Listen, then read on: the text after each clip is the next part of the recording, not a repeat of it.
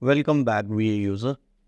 In today's session, we are going to learn how to enable or disable a tab from a particular window. Okay.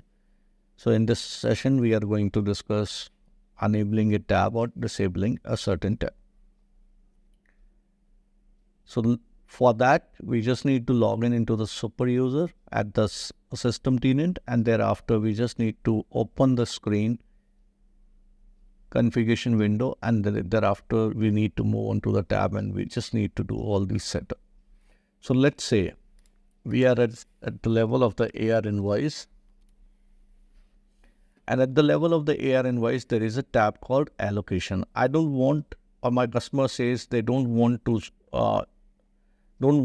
allocation tab at this particular place. Now in such a situation, how you want to, what are all the steps you just need to take to disable this particular tab? So if such a requirement would come, you just need to log in, as I have mentioned, into the super user at the system using the system administrator role. Thereafter, open the screen configuration window. Search the relevant window. So in our case, it is going to be the AR invoice. So we'll move on to the AR invoice window. So here is the AR invoice. We move on to the tab. And at this particular tab, as the customer says, they don't want to see the allocation tab. So I would come here and I would say deactivate, save, and then we'll move on, close this AR invoice window, say cache reset, and then open the AR invoice. So now you would be able to see there is no allocation tab.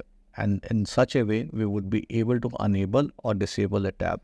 So presently, we have disabled the tab. If somebody wants that, they want to see the allocation tab, then I would come here. I will say activate, active, and then if I will come here, cache reset, and will say AR invoice, then you would be able to see that same tab available at this particular window. So in this way, you would be able to enable or disable a particular tab at the level of the various windows.